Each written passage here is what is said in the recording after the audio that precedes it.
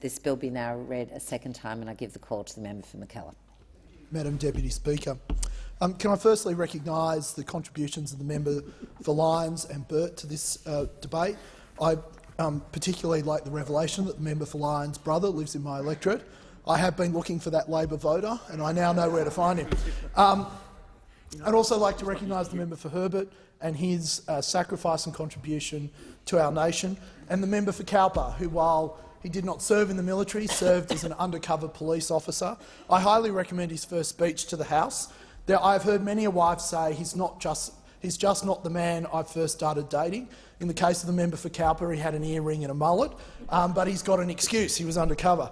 I also want to recognise the efforts of the Northern Beaches Veterans Centre in my area and the Executive Director, Ben Webb, who is also a veteran and has a particular insight into what veterans, particularly on the Northern Beaches, face and some of the problems and challenges that the Department of Veteran Affairs has in helping returning soldiers. This bill and these amendments, it is appropriate that this House debate them a week after Legacy Week. So I rise to speak on the Veterans Affairs Legislation Amendment, Partner Service Pension and Other Measures Bill 2019. It is with this change to legislation that we hope the government is able to show its admiration and appreciation for the service and sacrifices of all veterans and those around them. My electorate of McKellar is home to the RSL War Vets Retirement Village, which is the home of nearly 1,000 residents who are veterans of the families of our veterans. Only a few weeks ago I attended their annual luncheon to thank some of the staff for all the hard work they do, and I congratulate the CEO, Laurie Lee, and her Chief of Operations, Tim Twait, for her and her team's work in looking after our veterans in their retirement.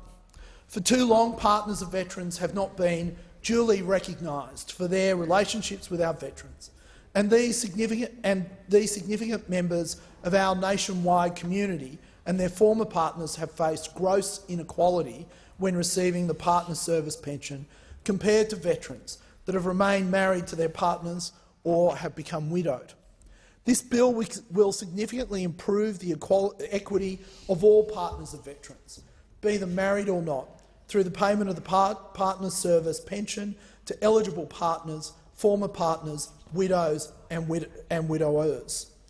Former partners include former de facto partners of a veteran, persons who were formerly in a registered relationship with a veteran, and persons divorced from or separated but still legally married to a veteran.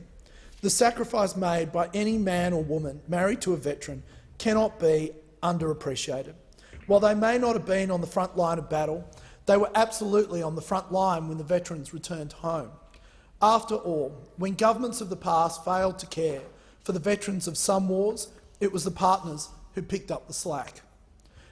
The amendments would ensure that all partners, be them former, current or widowed, would receive up to 12 months of continued partner service pension after the end of the relationship with the veteran or until the partner begins a new relationship. And in some special domestic circumstances, these payments could continue past the 12-month deadline. The government has already provided $6.2 million over the forward estimates for this measure, and pending the passage of legislation, the measure will commence on the 20th of September 2019. The impact of this amendment will significantly streamline the eligibility of partners for the partner service pension and remove the inequities that were previously there. In particular, it ultimately helps former de facto partners of veterans achieve a semblance of equality in comparison to married partners of veterans. But this amendment also details what would happen if the veteran were to die during the 12-month period while the partner was still receiving the partner service pension and not in a new relationship. In this circumstance, the partner would continue to receive the partner service pension until they entered into a new relationship. So long as the partners inform the Department of Veteran Affairs, they can still receive their partner service pension so long as the separation is on or after the 20th of September this year. For separations that occurred before, it is still the same that only married partners would be able to receive the compensation of the pension. As an estimate, the government has provided $6.2 million for these measures.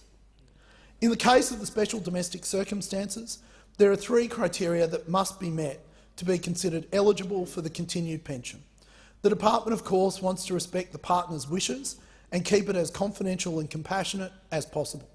The 3 criteria that must be considered are that the former partner must not reside at the same address as the veteran must have a mental illness that has been recognised by the Department of Veteran Affairs, and the partner must have found the veteran's behaviour unsafe or even abusive towards them or a child under their care. To determine whether or not someone is eligible for the special circumstances criteria, they receive a short, non-invasive questionnaire that they can fill in as requested to determine their eligibility. And in the case of domestic violence, the Department of Veteran Affairs has laid out extensive groundwork to support the victims. These include crisis payments, access to open arms counselling, and of course, the Department is working with the whole-of-government 4th Action Plan to reduce violence against women and children. It is this framework that helps guide the policy making within.